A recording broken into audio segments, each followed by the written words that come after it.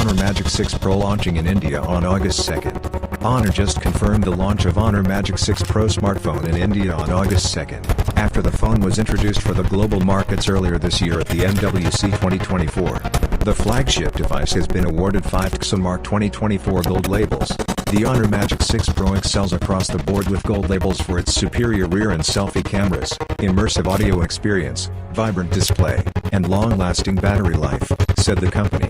It features a quad-curve floating screen, 6.8-inch 120Hz OLED LTPO adaptive dynamic refresh rate, up to 5000 nits of peak brightness, Dolby Vision, and has nano crystal glass, which is 10 times more drop resistant and has won the world's first Swiss SGS multi-scene gold label for 5-star drop resistance.